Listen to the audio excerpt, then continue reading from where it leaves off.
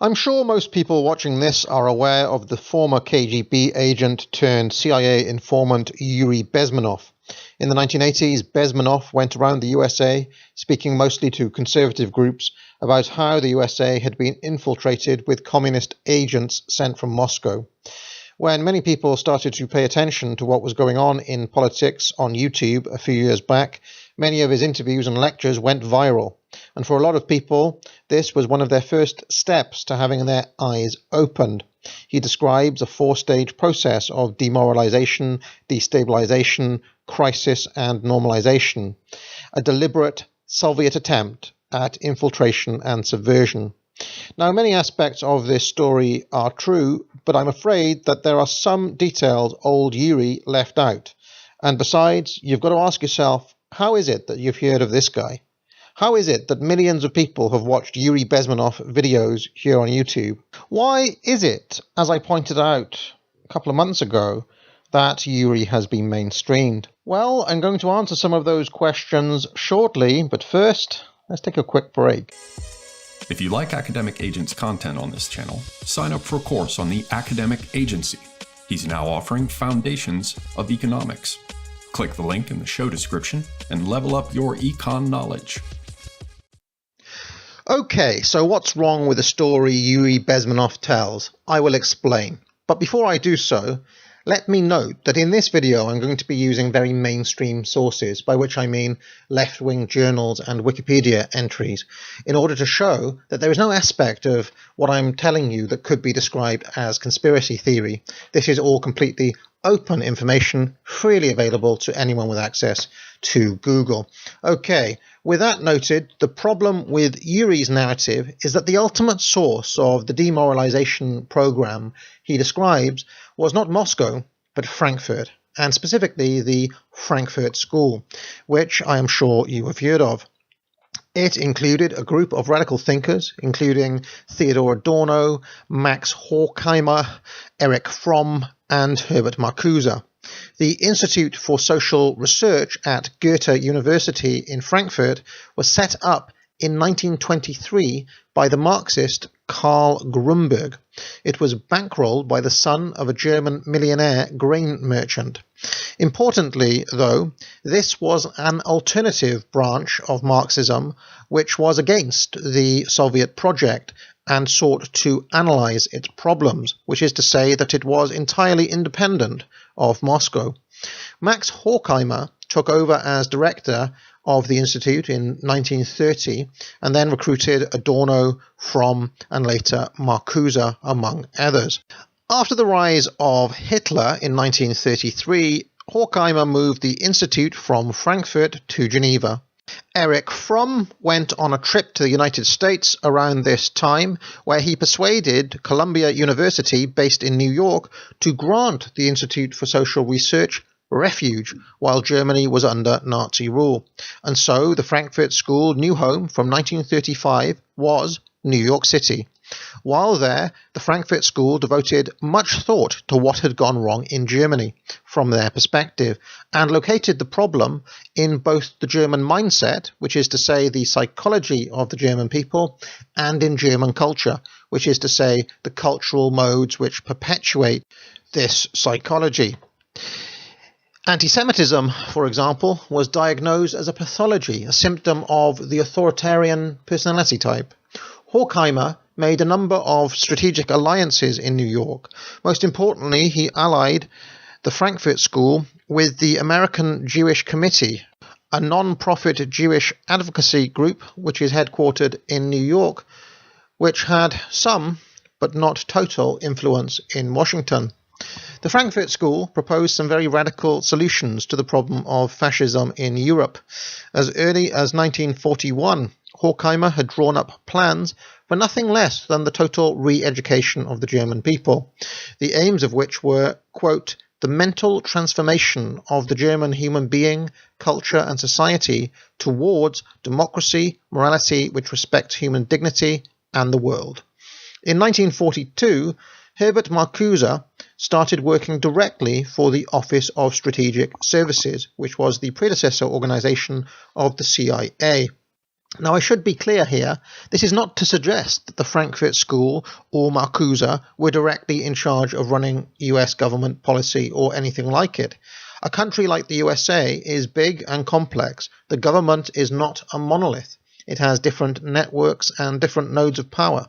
For example, for almost the entirety of his time working for the government, Marcuse was under surveillance by the FBI under suspicion of being a communist infiltrator. And, in fact, this dynamic of these Frankfurt School thinkers operating in the US government at the same time that the Red Scare was going on is a source of much confusion. But all of this should be made much clearer in your own mind if you see the Frankfurt School thinkers as the new left, entirely independent of and even against Moscow and the Soviet Union, who are the old left. As Marcuse and others, such as Franz Neumann and Otto Kirchheimer, joined the Office of Strategic Services in Washington, D.C., Horkheimer and Adorno relocated to California. Horkheimer had been appointed as director of the scientific division of the American Jewish Committee, and it was in this capacity he started his 5 studies in prejudice and the aforementioned research into the authoritarian personality type. When the Second World War ended, the Allied powers embarked on a program called denazification, a vast propaganda effort essentially to convert the German population from supporting Nazism to supporting liberal democracy, in the case of West Germany, and to supporting socialism or communism in the case of East Germany. The administration for this program was divided into 4 zones, one under the Americans, one under the British, one under the Soviets, and one under the French. This is significant because we can see side by side how the denazification effort, as directed by Washington and Moscow respectively, were applied. Note that Horkheimer's plan to completely re-educate and remold the German mindset from the ground up, or I should say from the top down, was here effectively adopted as the official policy of the US federal government. In order to achieve their aims, General Eisenhower set up the Institute on Re-Education of the Axis countries, stating, "Only an inflexible long-term occupation authority will be able to lead the Germans to a fundamental revision of their recent political philosophy." This was under the auspices of the Psychological Warfare Division of the Supreme Headquarters Allied Expeditionary Force. Now, if the phrase psychological warfare sounds familiar to you, perhaps it is because our old friend Yuri Bezmenov uses it to describe the 4-stage process of demoralization and subversion. Now, in practice, the Americans faced 2 quite separate problems here.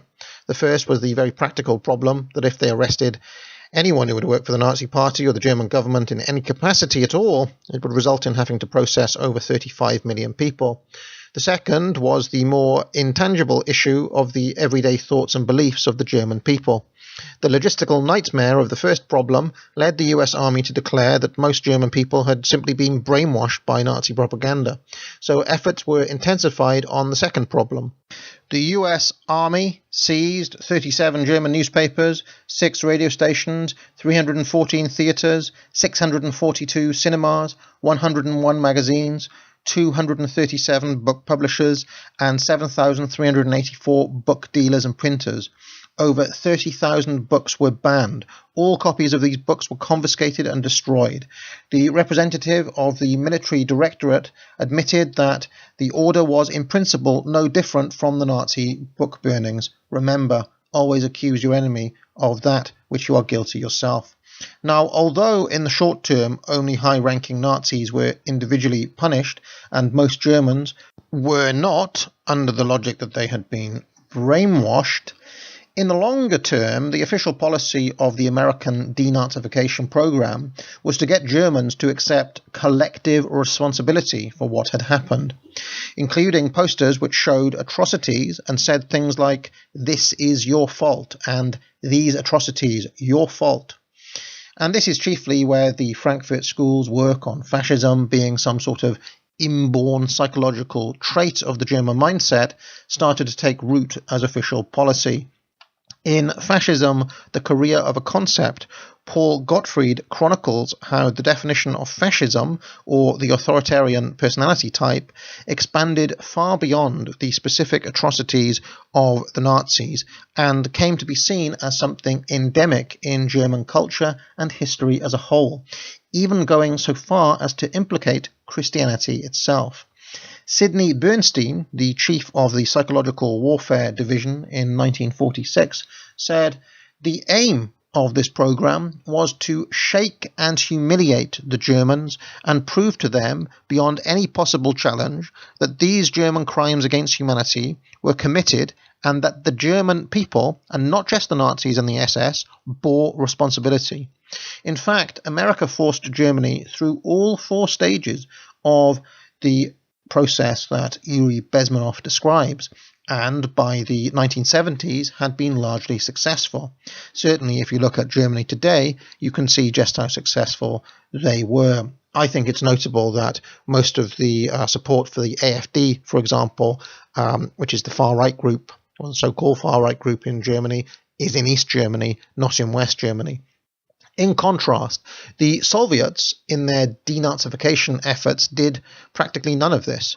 They were much more brutal and much less sophisticated in their methods, simply sending former Nazis to the Gulag, and their propaganda efforts were focused much more squarely on getting Germans to accept socialism and remove anti-socialist sentiment, rather than to renounce their entire history and culture and accept responsibility collectively for Nazi atrocities. You can see how different the approach was from the American effort, just from these few details.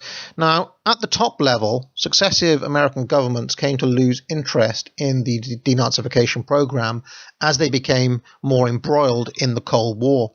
In 1949, Horkheimer and Adorno returned to Frankfurt and re-established the Institute of Social Research.